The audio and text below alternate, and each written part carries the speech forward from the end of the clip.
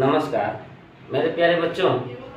आज मैं class 10th का दूसरा पाठ पाटलिपुत्र वैभव मीन्स पाटलिपुत्र का वैभव गौरव के बारे में समझाने का प्रयास करूंगा। यहाँ ध्यान देंगे, पाटलिपुत्र जो जगह है इसका नाम पहले पाटली ग्राम हुआ करता था।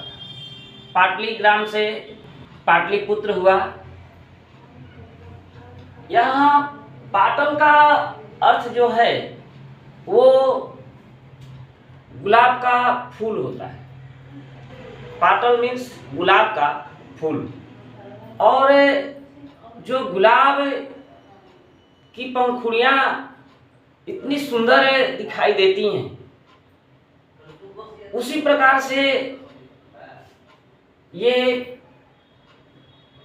पटना जो पाटलिपुत्र के नाम से है, उस सुंदर फूल की पंखुड़ियों के कारण इसका नाम पाटली ग्राम या पाटलिपुत्र हुआ। यह गंगा नदी के किनारे बसा हुआ नगर है। यहाँ विभिन्न प्रकार के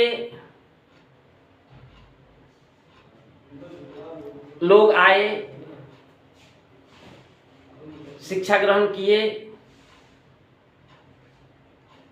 ये विभिन्न चीजों के लिए ही प्रख्यात है। शिक्षा के क्षेत्र में भी यहाँ से बड़े बड़े विद्वान निकले। इस पाठ में बताया गया है कि बिहार राज्य की राजधानी पटना अनादिकाल से विद्या, धर्म, राजनीतिक तथा उद्योग आदि के क्षेत्र में अग्रगण्य रहा है। महान शासक अशोक, महान अर्थशास्त्री एवं नीतिज्ञ चाणक्य इसी भूमि की देन है। मेगास्थनीज, ह्वेनसांग, फाहियान तथा इतिसंग आदि विद्वानों ने इसकी विशेषताओं की भूरी भूरी प्रशंसा की है। पतित पावनी गंगा के किनारे बसा यह नगर अपने वैभव के लिए इतिहास प्रसिद्ध है। यह कहना गलत नहीं होगा कि पाटलिपुत्र अपनी गौरवमयी श्री संपदा से विदेशियों को आकृष्ट करता है। पृथ्वी पर पाटलिपुत्र नामक नगर शिक्षा एवं वैभव की दृष्टि से अति गौरवशाली इंद्रलोक के समान हुआ। इस पाठ के माध्यम से कवि दामोदर गुप्त ने पाटलिपुत्र की विशेषताओं के विषय में कहा है कि शिक्षा के क्षेत्र में इसका अन्यतम स्थान रहा है। आर्यभट्ट जैसे खगोल शास्त्री तथा चाणक्य जैसे विश्व प्रसिद्ध अर्थशास्त्री इसी धरती की उपज हैं। तो अशोक जैसे महान शासक जिन्होंने अपनी वीरता तथा अहिंसा के सिद्धांत से विश्व को इस धरती की महानता को जानने के लिए आकृष्ट किया। गंगा के किनारे बसा इस नगर ने अपनी विमल विभूति से सबको प्रभावित किया तथा इसकी प्रशंसा यह कहा जाता है कि पाटलिपुत्र की अपनी अमर गाथाएं हैं जिसे कोई नकार नहीं सकता। इतिहास में सुना जाता है कि भगवान बुद्ध के समय गंगा नदी के तट पर पाटली नामक ग्राम अवस्थित था और जहां भगवान बुद्ध कई बार आए थे। उनके द्वारा कहा गया था कि यही गांव महानगर होगा, लेकिन लड़ाई झगड़ा, अग्निदाह तथा बाढ़ के भय से घिरा होगा। बाद में यही पाटिल ग्राम पाटलिपुत्र नगर के नाम से प्रसिद्ध हुआ। चंद्रगुप्त मौर्य के समय इस नगर की शोभा तथा रक्षा व्यवस्था अति उत्तम थी, जिसका वर्णन यूनानी राजदूत मेगास्थनीज ने अपनी आत्मकथा में लिखा है। इस नगर की संपन्नता प्रियदर्शी अशोक के समय और अधिक थी। कुछ समय तक पाटलिपुत्र की प्राचीन शिक्षा परंपरा कायम रही।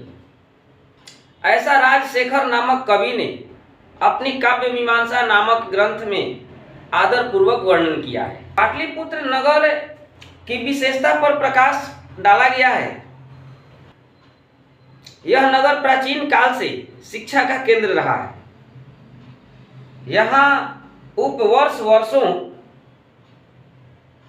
पाणिनि, वररुचि एवं पतंजलि जैसे विद्वानों ने अपनी अन्यतम रचनाओं से विश्व में प्रसिद्धि पाई।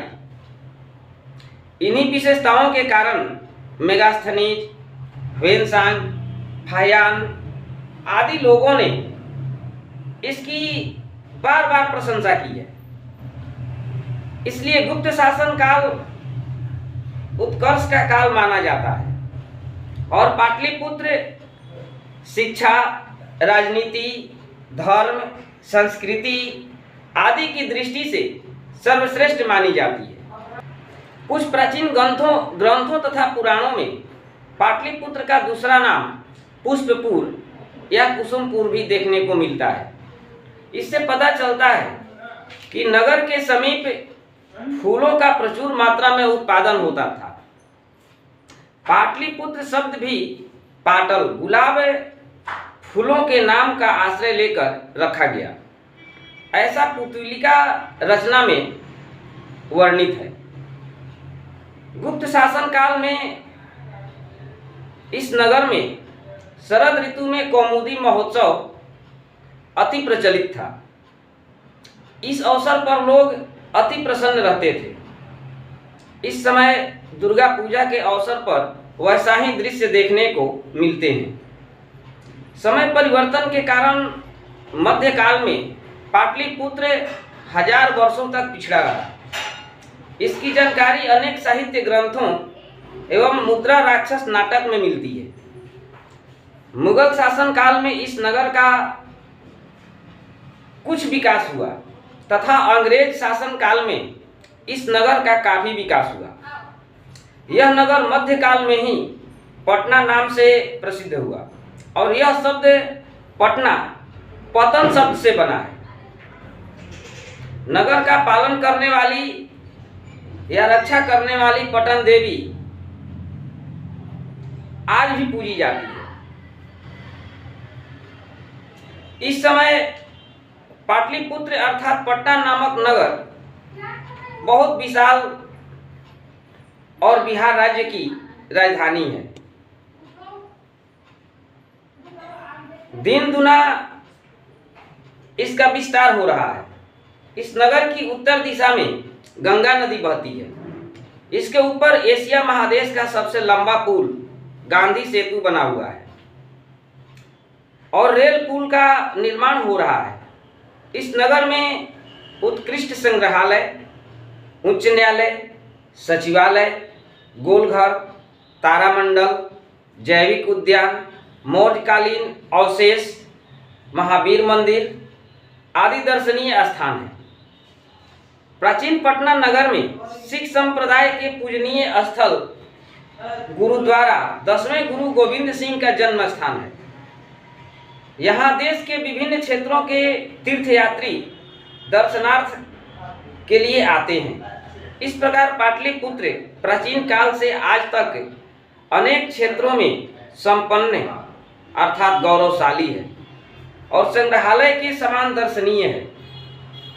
पर्यटन की दृष्टि से यह नगर बहुत महत्वपूर्ण है। तो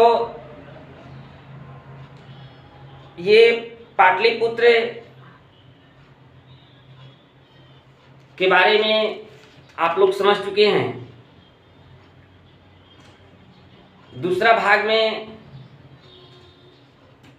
बुक पढ़ाएंगे। थैंक यू, धन्यवाद।